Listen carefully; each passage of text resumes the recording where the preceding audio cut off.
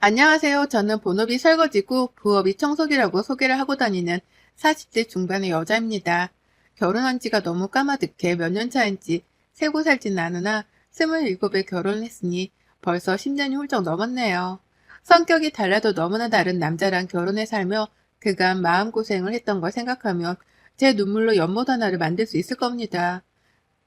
부부 사이에 갈등이라고 할 것이 참 많았고요. 그 때문에 아이들한테는 미안할 만한 모습도 제법 많이 보이고 살았어요.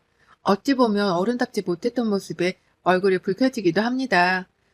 남편과의 사이가 그리 살갑지 못하다 보니 인생살이 자체가 저에게 쉽지 않았어요. 늘 전투적으로 세상을 바라보게 되었고 늘 부정적인 시선이 제 머릿속 한켠에 진득하게 자리를 잡았던 것도 같습니다. 그런데 이런 저에게조차 늘 새롭다고 느껴질 만큼의 부정적인 기운을 안겨주는 사람이 하나 더 있어서 일이 사연을 적게 되었습니다. 웬만하면 부부싸움에서 얻은 노하우 그리고 깡으로 인해서 어딜 나서도 기죽지 않고 또 배짱 한 번 두둑한 저였는데요.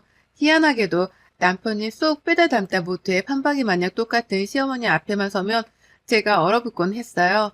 참 희한하죠. 그렇게 남편이랑 지지고 볶고 싸워가면서 밉네 어쩌네 하고 나면 시댁도 똑같이 미워 보여야 하잖아요. 그래서 시댁이고 뭐고 잘 보일 마음도 안 들고 얼굴 한번 비추고 싶지 않기도 하죠. 하지만 저는 그 반대였습니다. 남편이랑 정말 미치도록 싸우거나 싸움은 현재 진행 중이라고 할지라도 시댁만 가거나 시어머니의 부름을 받고 나면 강아지 마냥 얌전해지곤 했죠. 바보스럽게 말입니다. 사실 저는 친정엄마가 일찍 세상을 떠나서 엄마라고 부를 수 있는 존재가 어릴 적부터 곁에 없었습니다. 그래서인지 엄마 또래 어른들을 보는 게 늘 부러운 반에 불편한 반이었고요. 그와 동시에 나도 언젠가는 엄마 같은 존재의 사람이랑 팔짱도 끼고 다니면서 쇼핑을 해야지라는 은연중에 꿈 같은 걸 꿨었죠. 그랬던 제가 결혼을 하며 마주하게 된 시어머니는 처음부터 다정하지도 않으셨고 며느리에게 딸이라는 아부스러운 말조차 꺼내질 않는 차가운 분이셨지만요. 전 그냥 그대로가 좋았어요. 더 친해지며 시간이 더 지나가면 우리도 자연스럽게 말을 주고받으며 친하게 지낼 수 있지 않을까 싶기만 했습니다. 그래서 아무것도 바라지 않고 어머님이 시키는 건 시킨 거라면서 군말 않고 했어요. 특히 밥 짓는 걸로 잔소리를 많이 할 때에도 다 남편이랑 내가 잘 살게 하기 위해 가르쳐 주는 거라 생각을 하며 군말 않고 받들었습니다. 멸치볶음에 머리를 따라고 할 때에도 된장 안에 있는 콩 모양의 것들을 죄다 빼라고 하실 때에도 말이죠. 어머님이랑은 가장 많이 부딪히고 혼났던 게 요리할 때였어요. 저희 남편이 정말 까탈스러운 사람이거든요. 입맛이요. 정말 이런 입으로 어릴 적에는 어떻게 밥을 먹었을라나 싶을 정도로 아무 음식을 쉽게 받아먹는 사람이 아니었습니다. 멸치볶음도 그 쥐꼬리만한 멸치인데도 불구하고 그 와중에 꼭 머리는 따야 먹었고요. 된장찌개에도 된장 안에 완전체 모양의 콩이 들어가 있으면 찝찝하다며 먹길 거부하는 사람이었어요. 그 바람에 어머님은 신혼 초부터 이런 남편의 입맛을 와이프가 잘 맞춰줘야 한다는 소리를 하면서 저한테 남편 입맛에 딱 맞을 만한 그런 요리들을 가르쳐 주셨어요. 물론 선생과 제자의 개념이 아닌 주인마님과 하녀의 개념으로다가 잔소리를 퍼부어가면서요. 남편을 위한 요리를 하며 손이 너무 많이 가는 것도 문제였지만 사사건건 어머님이 아들밥을 잘 차려주고 있는지에 대해서도 확인하고 남편에게 직접 물어가면서 평가까지 하게 하니 저는 스트레스가 이만저만이 아니었습니다. 부담스럽고 짜증이 나는 걸 떠나서 무섭기까지 하더라고요. 그래서인지 저는 어머님의 이 모진 일들을 감당해내면서도 짜증 한 번을 내지 않았어요. 그냥 이 시기를 견디면 괜찮아지는 날이 오겠거니 하면서 시키는 대로 또 군말을 하지 않은 채 해내곤 했답니다. 그러니 어머님은 제가 원래 그런 아이라는 걸 아시고는 더욱 쉽사리 잔소리를 입 밖으로 뱉어내셨고요. 제가 유일하게 화를 낼 때에는 남편이랑 부부싸움을 할 때였는데요. 그때 밥 차리는 게 너무 힘들고 괴롭다면서 미치도록 소리를 지르고 나면 남편이 또 그 말을 그대로 시어머니께 전달을 해버리는 바람에 일은 더 커지곤 했답니다. 부부싸움을 하고 나면 꼭 어머니께 들켜서는 싸웠다고 혼이 나곤 했고요.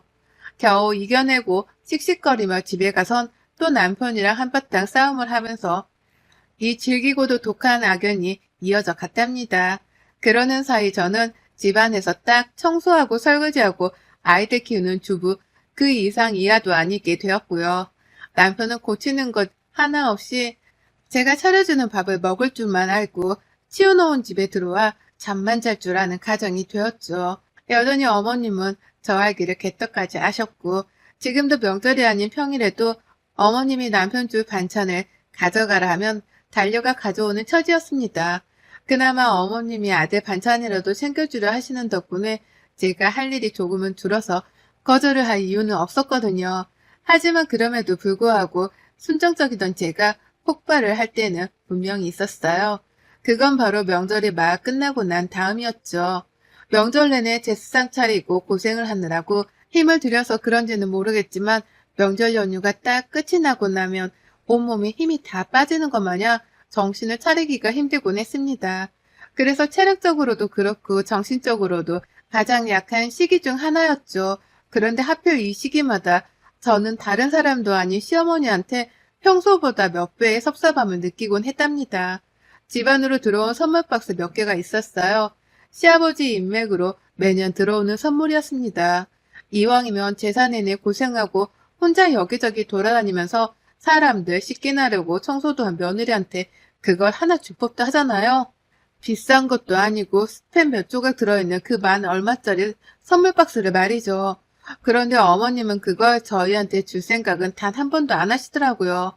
그리고 누구한테 준 줄 아세요? 자기 시댁에 갔다가 친정에 온 시누이한테 주더라고요. 또 하나는 바로 앞집 이웃부부, 그리고 또 다른 하나는 맨 꼭대기층에 살고 있는 아파트 총리 아주머님한테요.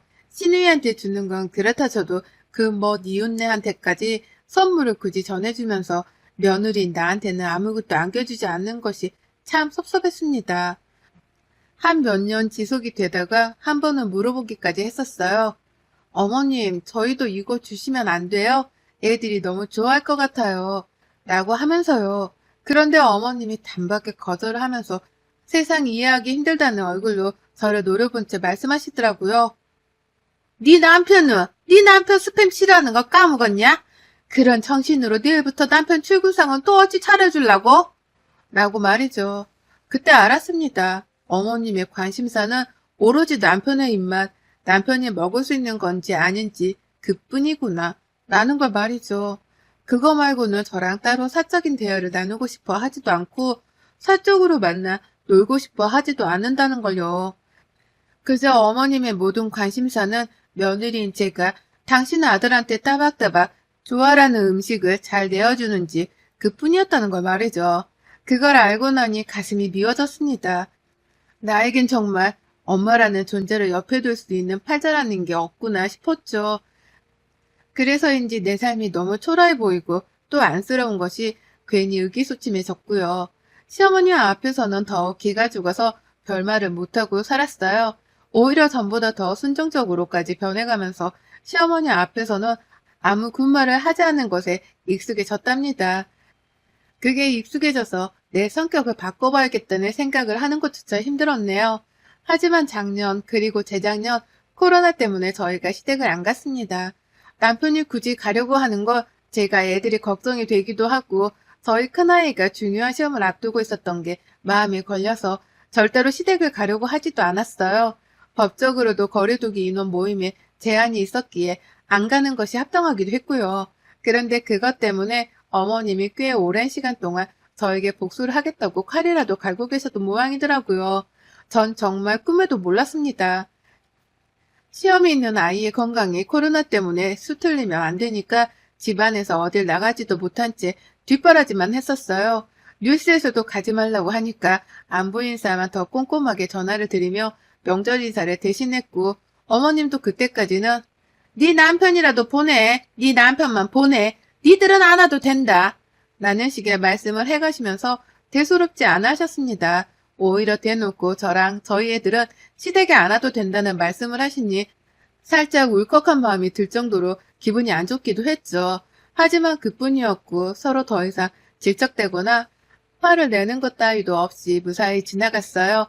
그러다 올 추석 기분이 뭔가 이상했습니다. 그냥 추석이 오기 전부터 이상했어요. 너무 폭풍전야 마냥 조용했거든요. 오랜만에 추석이니 요리라도 빠릿빠릿하게 해서 얼른 끝내야겠다 싶은 마음으로 시댁을 찾아갔는데 어머님이 아무 말을 안 하시더라고요. 그냥 시킬 것만 내어놓고 시킨 걸 다 해놓으면 또 시킬 다른 무언가를 꺼내어서는 제 앞에 탁 가져다 놓기만 했습니다. 이것은 바로 그 무섭다는 무언의 시집살이였죠. 아무 말도 안 한 채 눈빛과 행동으로 며느리를 제 앞에 가면서 시킬 걸 모조리 다 시켜 먹겠다고 작정을 한 것이었습니다. 그러니 전 추석 전에 내가 뭘 잘못이라도 했나 싶어 괜히 가슴 졸였어요. 그리고는 최대한 어머님의 비위에 걸리지 않아야겠다는 마음으로 긴장을 한 채 시킨 일을 했습니다. 제사를 다 끝내고 나니 몸은 정말 만신창이가 되었을 정도로 힘들어 죽을 맛이었어요. 제대로 앉아본 적이 없어서 그런지 다리도 막 저리는 게 느껴졌고 허리도 너무 아파서 소파에 앉으려다가 안 되겠다며 기지개를 딱 폈습니다. 그런데 그때 어머님이 저 쉬는 꼴을 보기 싫다는 듯이 옆에 다가오셔서는 그러시더라고요. 얘 얼굴이 아주 반쪽이다. 라고 말이죠. 처음으로 저를 보면서 입을 여신 것이었는데 입을 열자마자 남편이 밥을 잘 못 먹었는지 얼굴이 반쪽이 되었다는 핀잔을 주셨습니다. 바로 전날에도 한밤중에 지 혼자 라면을 끓여 먹은 놈한테 말이죠. 밥만 잘 먹고 있다면서 아니라고 대답을 하니 어머님은 이내 말씀하셨어요. 아유 머리 아파. 니들은 더 있을 필요 없으니 얼른 집에 가봐라. 너는 여기 남아서 밥이라도 먹고 가고. 라고요.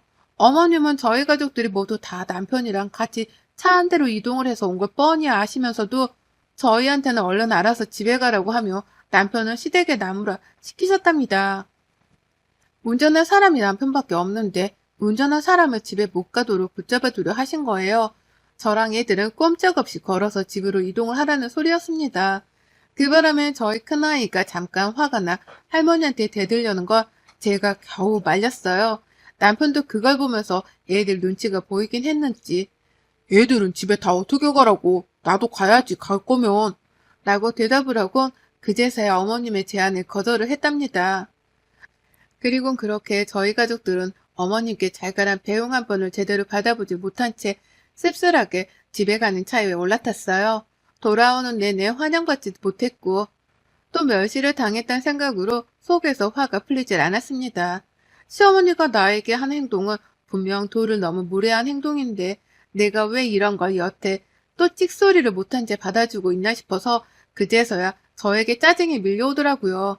이놈의 개팔자를 언제 뜯어고치려나 싶어서 말입니다. 한숨을 푹 쉬고 있으니 애들도 제 걱정이 되었는지 차 안에서는 한마디도 하질 않았어요. 중간에서 중재를 제대로 못하고 무능하게 밥만 얻어먹고 온 남편을 향해서 온 가족이 기분이 상했다는 걸 티내는 중이었던 겁니다. 그러니 남편도 이러다가는 집안에서 찍소리도 못하고 살겠다 싶었는지 잠자코 운전만 해서는 집에 도착을 했습니다.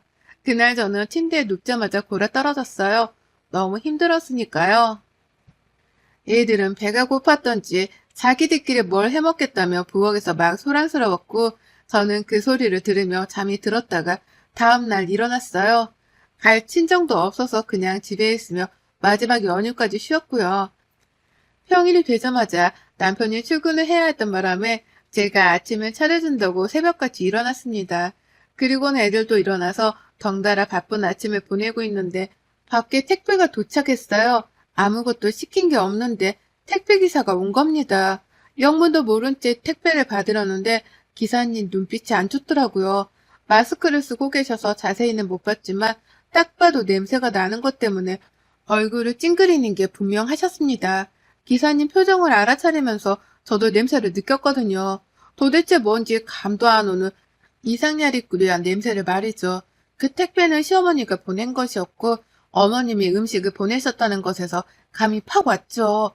남편한테 먹일 남편의 취향이 담긴 이상한 음식들이 안에 죄다 들어있을 거라는 걸 말입니다. 그리곤 방심을 하면서 부엌으로 상자를 옮겨 그걸 뜯어보는데 와, 열자마자 애들도 옆에 있는데 제 입에서 육성으로 욕 한 바가지가 튀어나와 버릴 뻔했습니다. 정말 그걸 보자마자 입을 다물지 못한 채 한동안 얼어붙어서 마음을 진정시켰어요. 그 상자 안에 들어있던 것은 바로 음식물 쓰레기였습니다. 정말 대놓고 음식물 쓰레기를 보내는 건 당연히 아니었습니다. 하지만 그 안에 든 내용물이 영락없이 쓰레기였어요. 누가 먹다 남긴 걸로 추정되는 이빨 자국이 남겨진 전도 들어가 있었고 음식물들을 제대로 한 대 정리해서 담아주질 않으신 바람에 서로 국물이 섞인 것도 있어서 냄새며 비주얼이며 말도 못하게 더럽고 징글징글했답니다.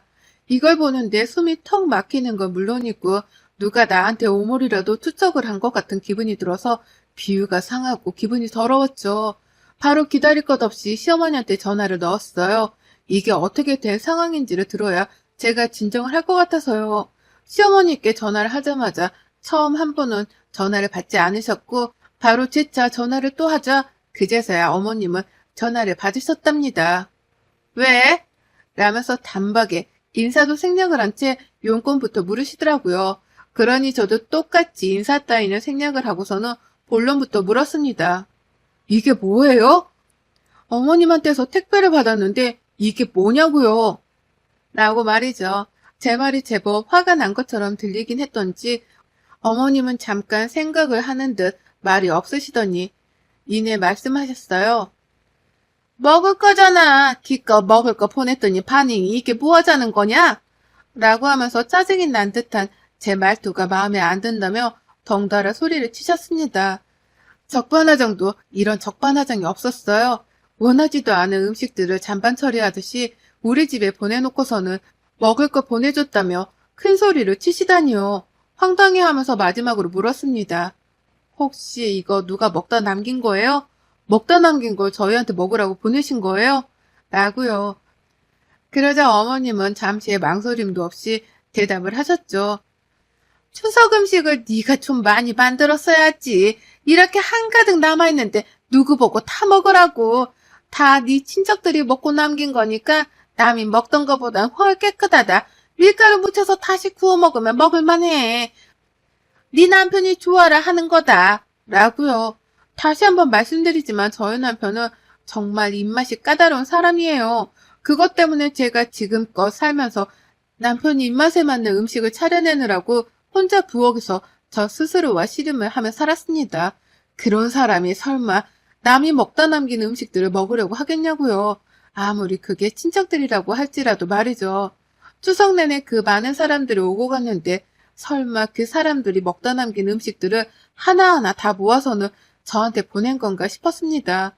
아무리 생각을 해봐도 남편 때문이라고 하기에는 음식이 너무 더럽고 불결했고요.